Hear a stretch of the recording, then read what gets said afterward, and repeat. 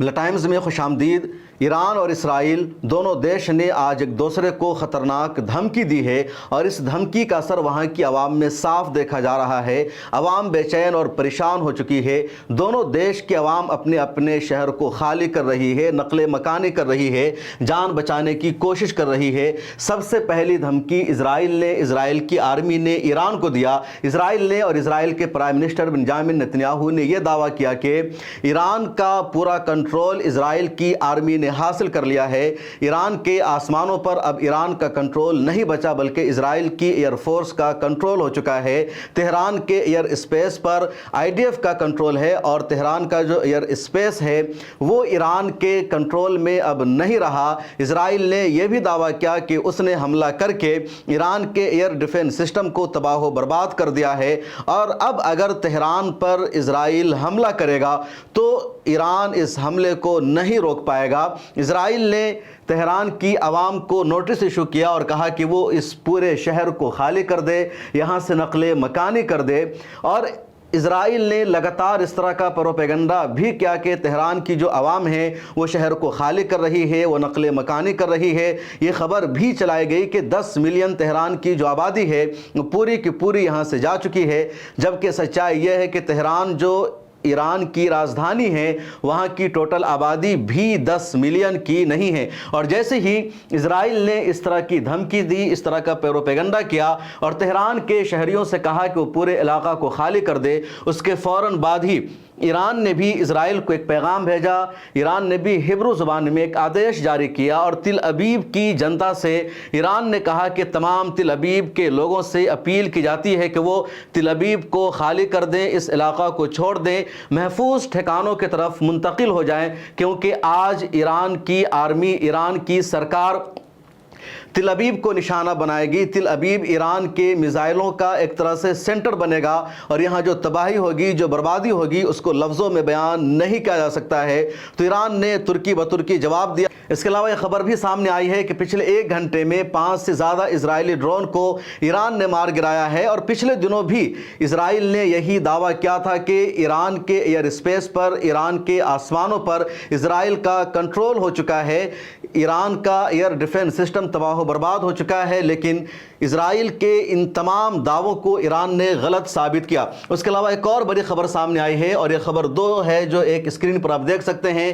ایک خبر یہ ہے کہ سوموار کی صبح جب ایران نے اسرائیل پر میزائل اٹیک کیا، اس میزائل اٹیک میں اسرائیل کے ایک بہت بڑے سیاستداں اور MP کا گھر بھی آیا۔ یہ جو MP ہے یہ پیٹھا ٹکوا کا رہنے والا ہے، وہیں اس کا گھر ہے اور اس کا نام ہے لیکوڈ MK ملوٹسکی۔ تو اس کا گھر اس زد میں آ گیا تھا، اس کے گھر میں تباہی ہوئی ہے، اور یہ ایک پارٹی کا بھی سربراہ ہے، لائر ہے اور سیاستداں ہے، تو اس کا گھر پورا کا پورا نقصان ہو گیا ہے۔ اس کے علاوہ اس کو جو آپ دیکھ رہے ہیں یہ منسٹر ہے اسرائیل کا، اور یہ امیگریشن منسٹر ہے جو آذربائیجان میں موجود تھا، لیکن آذربائیجان سے اس کو زبردستی نکلنا پڑا، اور وہاں سے نکلنے کے بعد اس کو کئی سارا راستہ طے کر کے یہ شخص اسرائیل پہنچا ہے۔ پہلے آذربائیجان سے یہ قبرص جاتا ہے، پھر وہاں سے یہ ایک اور فلائٹ پکڑتا ہے، اس کے بعد پھر یہ کشتی کے ذریعے اسرائیل پہنچا۔ تو اس طرح کی دشواریوں کے لوگوں کو سامنا کرنا پڑا ہے کیونکہ اسرائیل نے اپنا ایئر اسپیس بند کر رکھا ہے۔ ایک اور خبر جو بہت زیادہ افسوسناک ہے وہ یہ کہ مسجد اقصیٰ پچھلے 4 دنوں سے مکمل بند ہے، یہاں نماز نہیں ہو رہی ہے، مسلمانوں کے جانے پر یہاں مکمل طور پر پابندی ہے، اور اسرائیل نے مسجد اقصیٰ کو نیشنل سیکورٹی کا حوالہ دے کر کے بند کر رکھا ہے، قبلہ اول ہے، اور اس خبر نے پوری دنیا کے مسلمانوں کو سب سے زیادہ تکلیف پہنچایا ہے۔ اس کے بعد کچھ اور خبر ہے جس کا جاننا ضروری ہے کہ آج ایران اور اسرائیل میں کیا کچھ ہوا ہے۔ ایران نے اسرائیل کے کن کن ٹھکانوں کو ٹارگٹ کیا ہے اور اسرائیل نے ایران کے کن کن ٹھکانوں کو ٹارگٹ کیا ہے، کس طرح کا نقصان ہوا ہے، اور آج کی رات بہت زیادہ اہم ہونے والی ہے۔ تو آج جو کچھ ہوا، دونوں طرف سے جو بیانات جاری کیے گئے اس کو دیکھیں۔ اسرائیل نے ایران پر کہاں کہاں حملہ کیا، تو جو سیٹلائٹ سے تصویریں سامنے آئی ہے اس میں یہ دیکھا جا رہا ہے کہ کرمانشاہ میں ایران کی جو میزائل فیکٹری ہے اس کو اسرائیل کے حملے سے شدید نقصان پہنچا ہے، سرنگیں تباہ ہو گئی ہے، 15 سے زیادہ عمارتیں تباہ ہو ہو گئی ہے اور جو بنکرز بنے ہوئے تھے ایران میں وہ اسرائیل کے حملے میں تباہ ہو گئے ہیں۔ دوسری خبر یہ ہے کہ اسرائیل کی ایئر فورس نے اصفہان میں 100 سے زیادہ ہدف کو نشانہ بنایا، ٹارگٹ کیا اور اس میں 20 سے زیادہ میزائل کو تباہ کر دیا ہے جو میزائل لانچ کرنے والا تھا۔ اس کے علاوہ تیسری خبر یہ ہے کہ تہران میں قدس فورس کے کمانڈ سینٹرز کو بھی نشانہ بنایا گیا۔ اسرائیل نے دعویٰ کیا ہے کہ تہران میں جو قدس فورس کا کہہ لیجئے پاسداران انقلاب کا جو کمانڈ سینٹر ہے اس کو نشانہ بنایا گیا۔ چوتھی خبر یہ ہے جو نتنیاہو نے دعویٰ کیا کہ اب اسرائیلی فضائیہ تہران کی فضاؤں پر مکمل کنٹرول رکھتی ہے، جس کا میں نے شروع میں تذکرہ کیا۔ پانچویں خبر یہ ہے کہ اسرائیل نے دعویٰ کیا ہے کہ اس نے ایران کے 120 سے زائد میزائل لانچرز کو تباہ کر دیا ہے جو اس کے کل ذخیرے کا تقریباً 1/3 حصہ بنتے ہیں۔ یہ دعویٰ اسرائیل نے کیا ہے، پہلے دن بھی یہ دعویٰ اسرائیل نے کیا تھا کہ اس نے ایران کے تمام میزائل کو تباہ کر دیا ہے۔ اس کے باوجود ایران نے اپنے میزائل سے حملہ کیا اور بعد میں خبر سامنے آتی ہے کہ 13 جون کو اسرائیل نے ایران کے جن میزائلوں کو نشانہ بنایا تھا، جن کو تباہ کیا تھا، وہ دراصل ایران نے دھوکہ دیا تھا اسرائیل کو۔ ایران نے فرضی میزائل کا پورا ایک کھیپ بنا لیا تھا اور اسرائیل کو یہ لگا کہ یہی میزائل ہے اور ان میزائلوں کو تباہ کرنے کے بعد ایران کے پاس جوابی حملہ کرنے کی صلاحیت نہیں ہوگی۔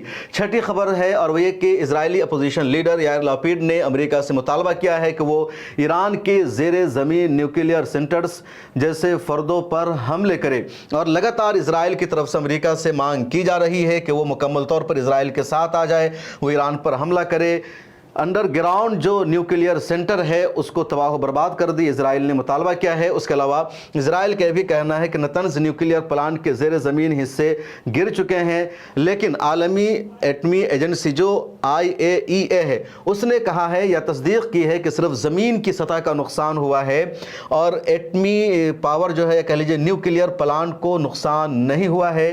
یہ IAEA نے بھی اس خبر کو کنفرم کیا ہے اور ایران نے بھی پہلے یہی کہا تھا کہ اس کا جو ایٹمی پاور پلانٹ ہے وہ محفوظ ہے، اس حملے میں اس کا نقصان نہیں ہوا ہے۔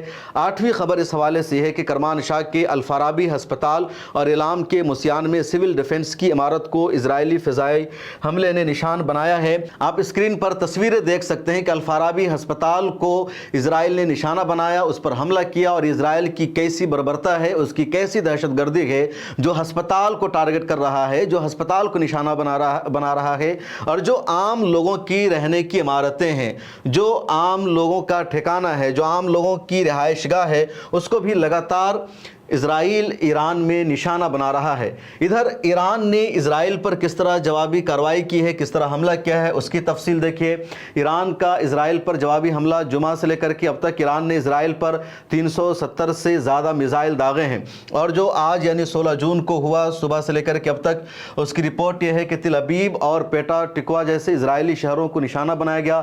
پیٹا ٹکوا میں 4 افراد ہلاک ہو گئے ہیں اور اب تو 8 کے ہلاک ہونے کی خبر ہے۔ اس کے علاوہ CNN کی ایک رپورٹ سامنے آئی جس میں کہا گیا کہ تل ابیب کا جو بیچ کا علاقہ ہے، تل ابیب کا جو سینٹرل ایریا ہے، وہاں کئی عمارتوں کو بھاری نقصان پہنچا ہے اور کھڑکیاں ٹوٹ گئی ہے۔ امریکی سفارت خانے کی عمارت کو بھی قریبی دھماکے سے نقصان ہوا ہے، لیکن کوئی جانی نقصان وہاں نہیں ہوا۔ پانچویں خبر یہ ہے کہ ایران نے حیفا بندرگاہ حیفا پورٹ پر حملہ کیا، جہاں اسرائیلی فوج کی ایک پوری کمپنی کو نشانہ بنایا گیا۔ حیفا شہر کی کئی عمارتیں مکمل طور پر تباہ ہو گئی ہے، جن کی تصاویر اب سامنے آ چکی ہیں اور سوشل میڈیا پر تصویریں بھی وائرل ہو رہی ہے۔ وہاں کے پورٹ کی بھی یا کہہ لیجیے حیفا میں جو آئل ریفائنری سسٹم ہے اس کی بھی تصویریں سامنے آئی ہے، اور اب اسرائیل نے اس کو بند کر دیا ہے کیونکہ ایران کے حملے نے بہت زیادہ نقصان پہنچایا۔ پہلے دن جب ایران نے وہاں پر حملہ کیا تو اسرائیل نے کہا تھا زیادہ نقصان نہیں ہوا ہے اور وہاں کام لگاتار جاری ہے، لیکن اب اسرائیل کو اسے بھی بند کرنا پڑا ہے۔ ساتویں خبر یہ ہے جو مقامی ذرائع کے مطابق ہے کہ حیفا کے کاروباری علاقے میں ہوئے دھماکے سے بھاری مالی نقصان ہوا ہے۔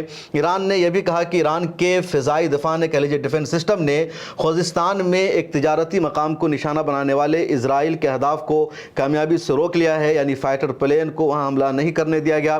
اس کے علاوہ ڈرون کو سرحدی شہر دہلوان کے قریب مار گرایا گیا۔ MQ-9 صوبہ اعلام میں ایران نے کہ یہ کہہ لیجیے کہ اسرائیلی ڈرون تھا جس کو مار گرایا گیا۔ اس کے علاوہ دونوں طرف کے لوگوں کا کیا بیان سامنے آیا ہے وہ ذرا جان لیتے ہیں۔ تو ایران کے صدر ہے ڈاکٹر مسعود پزشکیان، انہوں نے کہا کہ ہم نے جنگ کا آغاز نہیں کیا بلکہ جوابی کارروائی کی ہے، ہمارا ہمارا ایٹمی پروگرام پرامن ہے اور ہم اپنی خود مختاری کا دفاع کر رہے ہیں۔ ایرانی آرمی نے بیان دیا کہ تمام اسرائیلی اسرائیل کو خالی کر دیں کیونکہ یہ جگہ اب رہنے کے قابل نہیں رہے گی۔ فوجی ہیڈ کوارٹر کے آس پاس رہنے والے ایرانی شہری اپنے علاقے خالی کر دیں، وہاں حملہ متوقع ہے۔ اور ایران نے تو باضابطہ اعلان آج جاری کر دیا ہے۔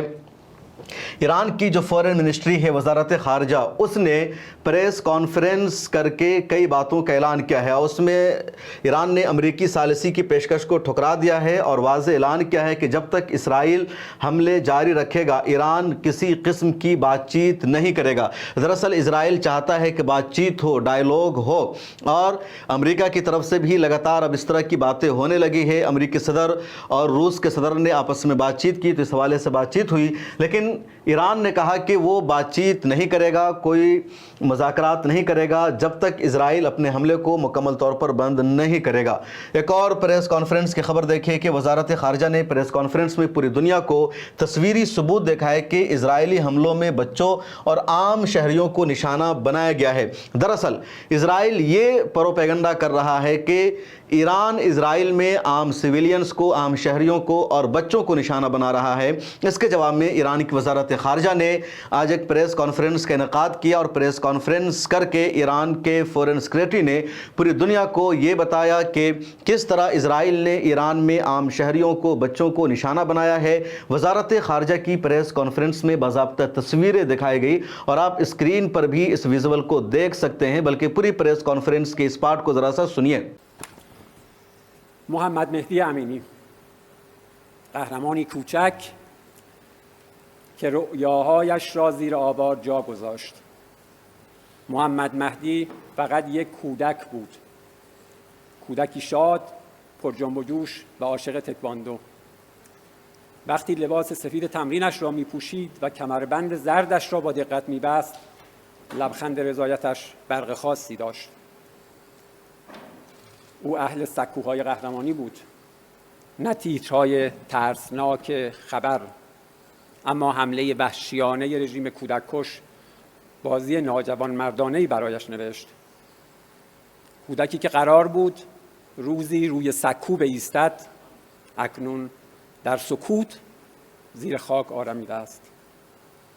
پدری که همیشه او را تا باشگاه می‌برد، آخرین سفرش را هم با پسرش رفت. این بار بی بازگشت. و مادری که مانده است تنها. مادری با یک لباس کوچک تکواندو در بغل که شبها رؤیاهای پسرش را در آغوش می‌کشد.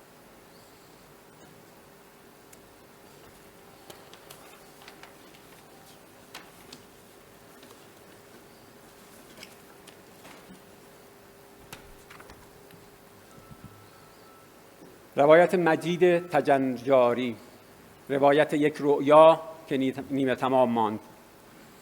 او برگشته بود با چمدانی پر از کدهای خاموش، ایده های ناب و دلی که برای ایران تپیده بود، حتی آن سوی مرزها. مجید پسر آمل نه فقط یک نخبه در هوش مصنوعی و برنامه نویسی بود، او رؤیا پردازی بود که میخواست آینده رو برای ایران بازنویسی کند. 3 سال پیش برگشت، نه برای کسب افتخار شخصی، نه برای سرمایه یا شهرت، بلکه برای خدمت. برای اینکه نوجوانی در یک روستای کوچک یا پسری در محله‌ای دور بتواند کدنویسی را به زبان آینده یاد بگیرد. او می‌خواست فناوری را مردمی کند، علم را پر امید و در دسترس. او رؤیا داشت یک روز ایران نه فقط مصرف کننده فناوری بلکه سازنده‌اش باشد.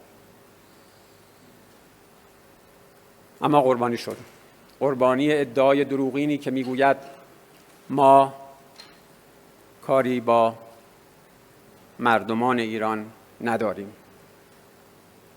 او عادی نبود.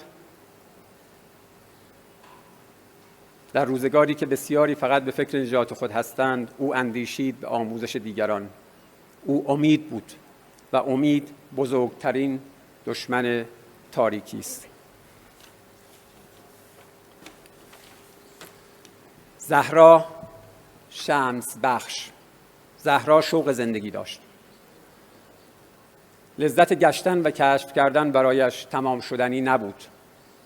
گاهی پا بر رکاب دوچرخه خیابانها را میگشت، گاه برای تماشا از قله سختی نوردیدن صخره‌ها را به جان می‌خرید و در سرما و برف کوهنوردی می‌کرد. سفر برایش آغاز یک قصه بود، قصه‌ای که خودش می‌دید و روایت می‌کرد. زهرا که گوش شنوای دوستانش بود، در اوج نامرادی‌های روزگار تو را به فنجانی چای و ساعتی گفتگو دعوت می‌کرد. کافی بود بگویی دلم گرفته. او بود که خودش را از دورترین نقطه‌ها می‌رساند. او بود که نسخه سفر و گشت و گذار می‌پیچید و بساطش را فراهم می‌کرد تا مبادا روی زندگی در برابر غم کمرنگ شود.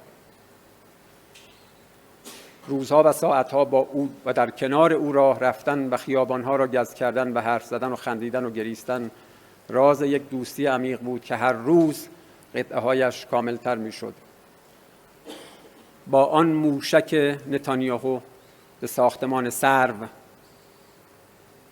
جهان تنها یک دختر پرشور و دوستدار زندگی را از دست نداد، بلکه یک تسهیلگر و مروج زندگی و مهربانی از میان انسانها کم شد. یکی که هزار بود. تو आपने सुना इस प्रेस कॉन्फ्रेंस को फारसी ज़ुबान में है, लेकिन उनके एक्सप्रेशन को आप समझ सकते हैं कि किस तरह उन्होंने सच्चाई और हकीकत से पूरी दुनिया को आगाह किया है और इज़राइल का जो नेगेटिव प्रोपेगेंडा है उसको उन्होंने एक तरह से काउंटर किया है, जवाब दिया है। ईरान ने यह भी कहा कि इसराइल की रियासती दहशतगर्दी है जिसे दुनिया नज़रअंदाज न करे। ईरान का जो न्यूक्लियर प्रोग्राम है उसके हवाले से फिर आज कहा गया कि उसका एटमी प्रोग्राम मुकम्मल तौर पर महफूज है और हमलों के बावजूद उसे कोई नुकसान नहीं पहुंचा है।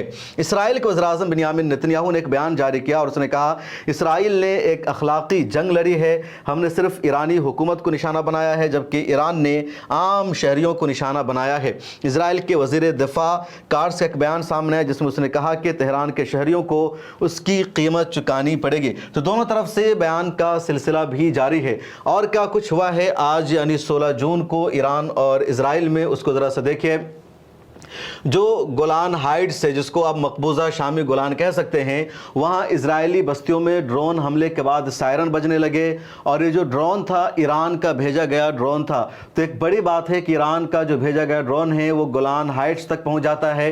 दूसरी खबर यह है कि एक ड्रोन ने इजरायली फ़िज़ाइली हुदूद में दाखिल होकर काबिज़ इलाक़े यानी जो इजराइल है वहाँ परवाज़ की, जिसे इजरायली हेलीकॉप्टर निशाना बनाने की कोशिश कर रहे हैं। एक बड़ी खबर यह है और कई जगह इसकी तफसील भी आई है कि ईरान का भेजा गया एक ड्रोन पूरे इजराइल का चक्कर काटता रहा, पूरे जो अहम लोकेशन है उसकी तस्वीरें वो लेता रहा और इजरायली आर्मी, इजराइल का एयर डिफेंस उस ड्रोन को मार गिराने में नाकाम रहा।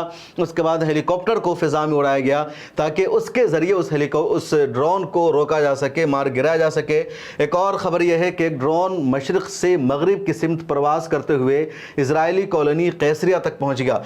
ये जो कैसरिया है ये इजराइल के प्राइम मिनिस्टर बिन्यामिन नेतन्याहू की रिहाइशगाह है, उनका घर है।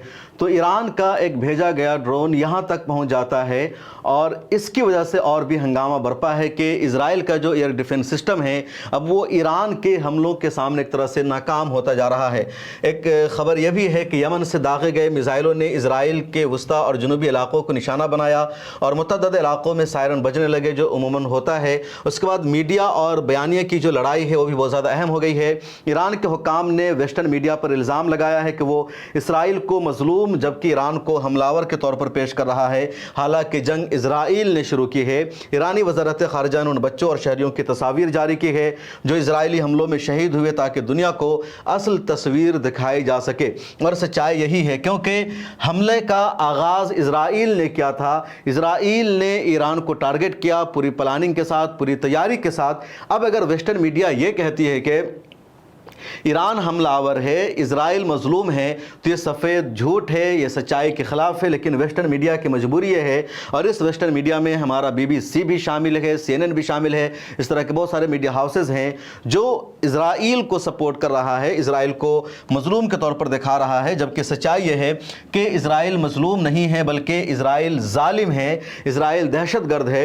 इजराइल ने ही हमलों का आगाज़ किया है, और इजराइल अगर हमलों को नहीं रोकेगा तो ईरान उन हमलों का जवाब देगा, और लगातार ईरान जवाब दे रहा है।